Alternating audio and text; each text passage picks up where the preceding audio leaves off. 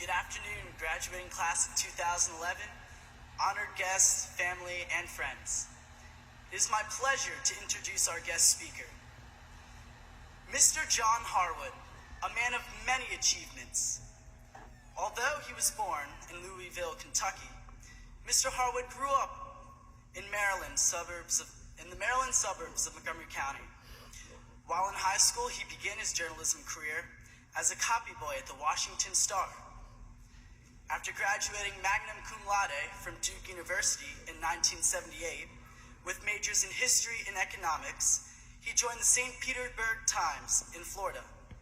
There, he reported on police, investigative projects, local government, and politics before becoming the state capitol correspondent, Washington correspondent, and political editor. In 1989, he served as a Nieman Fellow at Harvard University. Mr. Harwood joined the Wall Street Journal in 1991 as a White House correspondent. He later covered Congress and national politics and became the political editor in 1997. He joined CNBC in 2006 as chief Washington correspondent. Mr. Harwood can be seen offering political analysis on NBC's Meet the Press, Nightly News, PBS's Washington Week in Review, and various other television and radio programs. He has covered each of the last 7 presidential elections and co-authored Pennsylvania Avenue, Profiles in Backroom Power. The senior class recently enjoyed spending a few hours with Mr. Harwood, where we quickly discovered his intellectual curiosity about Northwest and his keen sense of humor. He even shared his interesting experiences as an interviewer, including witnessing President Obama's fly-swatting prowess. We are delighted to have him here today as our guest speaker, and so without further ado, please join me in welcoming Mr. John Harwood.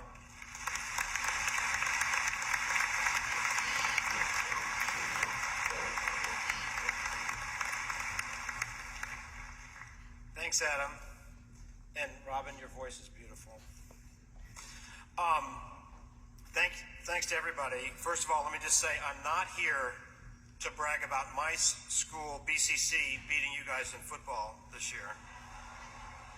Now, that would be kind of dumb because I think you got us twice in basketball, which is supposed to be our sport.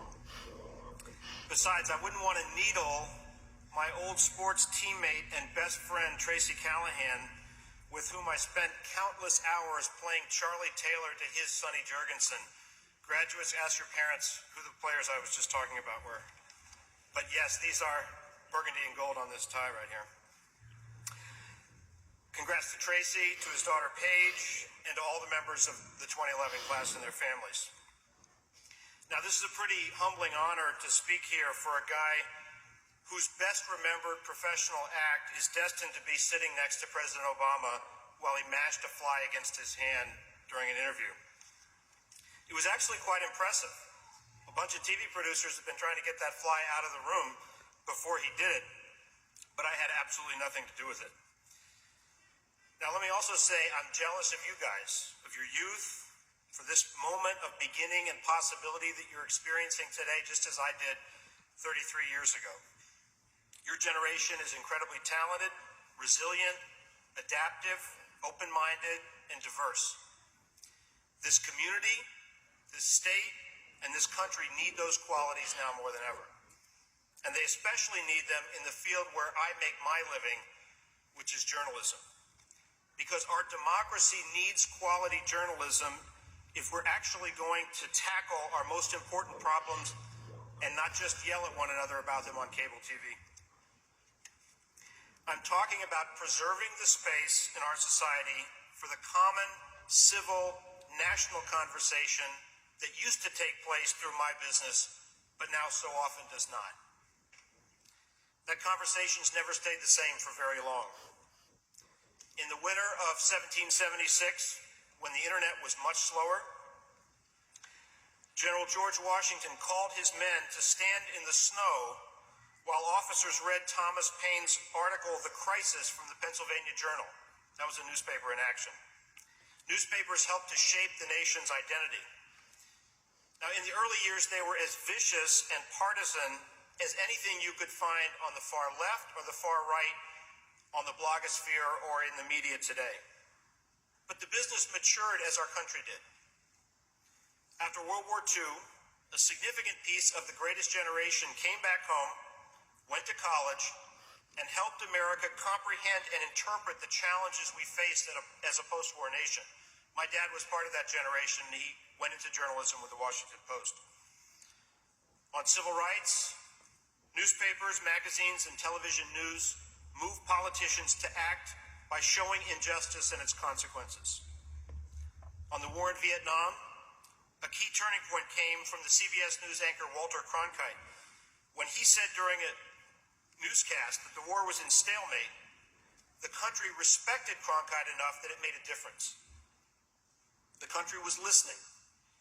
Every night, the vast majority of American TV sets were watching the network news, the same shows. But the rise of cable TV, where I now spend most of my working time, has long since shattered that monopoly. And the internet shattered it even further, for the printed word as well as the spoken word. You see the consequences all around in the struggle of daily newspapers to survive. I know that on my street, and I'm sure on many of your streets, there is no daily newspaper that lands on the front lawn every morning. You can also see it in the orgy of noise and nastiness about politics on TV and online. There's no mystery where that came from. The people shouting at you on television are shouting for your attention. They're trying to keep you from clicking to a different channel. I have sat next to people on TV sets who talk so loud I can't even think. I've been part of TV debates in which 2 or 3 people are talking at the same time. So no one who's listening or watching on television can even hear what anybody's saying. When we put together our TV shows, so often we look for heat instead of light, the politicians or pundits who will have the most intense arguments with one another. That is the kind of discussion that turns liberal Democrats rhetorically into socialists and conservative Republicans into fascists. Opinion has become the critical starting point and selling point for TV news and websites, from Fox to the Huffington Post. It's no mystery why people who think alike turn to the same channels. It makes us feel good to talk to people who agree with us. The problem is, it makes us lazy. It doesn't challenge us to learn and grow and understand problems that we don't already know something about and to solve them. While we try to give the public, we in the media, what we think they want, our own credibility has suffered.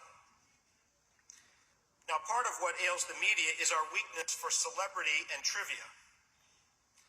I've interviewed President Obama several times since he's been in the White House. And what attracted the most attention was not his comments on the economy, the deficit, healthcare, or the various wars the United States is involved in. It was instead his comments about being photographed without his shirt on, by killing the fly, and the time he called Kanye West a jackass in my presence. And don't even get me started on Congressman Anthony Weiner, which was dominating all the news yesterday. That's too easy. Now, I'm guilty of this too. A few weeks ago, I went to the White House Correspondents' Dinner, an event that's now become completely disconnected from its original purpose of helping us get to know our sources better. The most noteworthy thing that happened to me was not learning something new about government in Washington or something happening in Congress or the White House. It was hanging out with will.i.am, Chelsea Handler, and Terrell Owens, or T.O. as those of you football fans know him.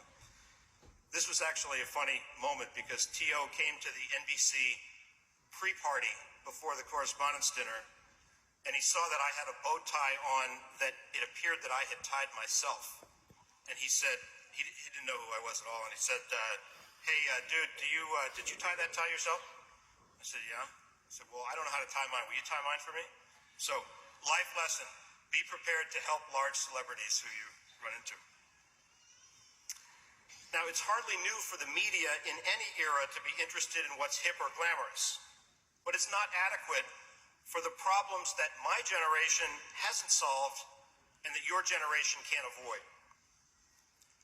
Preserving our standard of living and competing economically with China, India, Brazil, among many others, figuring out how to peacefully coexist with the Islamic world, easing the energy, national security, and environmental consequences of our dependence on oil. Those are the challenges. Now, the hopeful news is that we have access to more information than ever before to help us understand and address these problems. Journalists and consumers of news, and I'm talking to you, can help make that happen. I had a fascinating discussion recently with one of Hillary Clinton's deputies at the State Department. He had also served in Bill Clinton's administration, and he recalled how national security officials used to value secret information the most. That's not the case anymore.